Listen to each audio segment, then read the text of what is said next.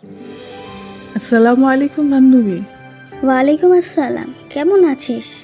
আলহামদুলিল্লাহ ভালো, তুই কেমন আছিস? আলহামদুলিল্লাহ। কিরে, তোর দেখি কোনো খোঁজ খবর নাই। আয় বস। কি অবস্থা তোর? এই তো আছি আলহামদুলিল্লাহ। তোর কি খবর? আলহামদুলিল্লাহ ভালো। তোর সাথে কিছু কথা বলার ছিল, এই জন্যই আসছি। হ্যাঁ অবশ্যই, কি বলবি বল। একটা বিষয় তোকে জানানো হয়নি, আমি না একটা ছেলেকে পছন্দ করি। তাই নাকি? কি করে সে? হ্যাঁ, পড়ালেখা করছে, বাংলায় অনার্স। বুঝলাম। এখন কি করতে চাস? ভাবছি রিলেশন করব। আমার ওকে খুব ভালো লাগে, ওকে ছাড়া দিন রাত কিছুই ভাবতে পারছি না। ছেলেটা সম্পর্কে কতটুকু জেনেছিস? না, এত কিছু জানি না, এই তো সবে জানাশোনা শুরু হলো। ও আচ্ছা, তা কিভাবে জানাশোনা হয়েছে? ফোনে কথা বলছি, একবার দেখাও করেছি।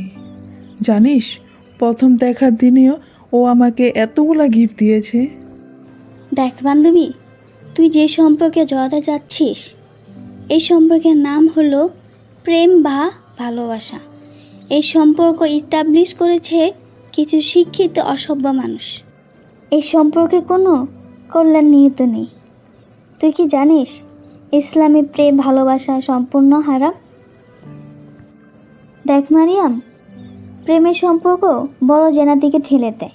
তাছাড়া ছোট ছোট জেনা হরহামেশে হয়ে যায়।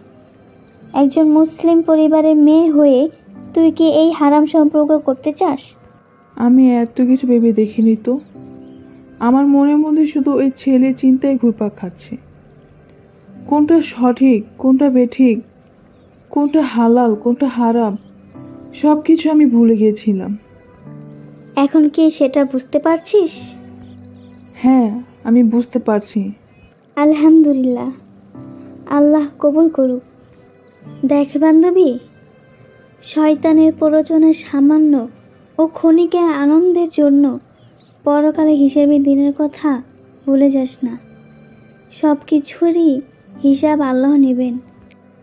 তোকে অনেক ধন্যবাদ বান্ধবী, আমি কখনোই আর ওই ভুল পথে নিজেকে চালিত করব না।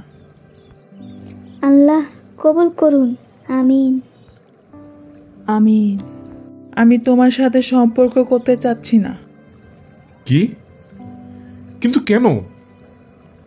এই সম্পর্ক ইসলামে হারাম। আমি একজন মুসলিম পরিবারের মেয়ে, আমি হারাম সম্পর্ক তৈরি করে আল্লাহর কাছে পাপী বান্দী হতে চাই না। তাহলে কি করতে চাচ্ছ তুমি? আমি তোমার পিছনে এতদিন ধরে ঘুরছি, সেটার কি কোনো দাম নেই? আমার কি ভালোবাসার কোনো দাম নেই? দাম নেই সেটা বলতে চাচ্ছি না, তবে হ্যাঁ, আমাকে যদি সত্যি তোমার পছন্দ হয়ে থাকে তাহলে আমার বাবার কাছে বিয়ের প্রস্তাব দাও। তারা সম্মতি দিলে আমার কোনো আপত্তি নেই। ধুর, তোমার এসব উল্টাপাল্টা কথায় আমার মেজাজ এখন খুব গরম হয়ে যাচ্ছে। তুমি এত ব্যাকডেটেড কেন?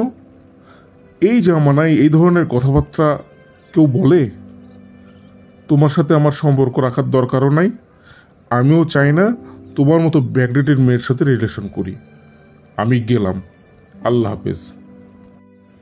হে আল্লাহ, আমি আপনার গুনাহগার বান্দী, শয়তানের দোকায় হারাম সম্পর্কে জড়াতে যাচ্ছিলাম। শুকরিয়া আপনার দরবারে যে আমি ভুল পথ থেকে ফিরে আসতে পেরেছি। আলহামদুলিল্লাহ।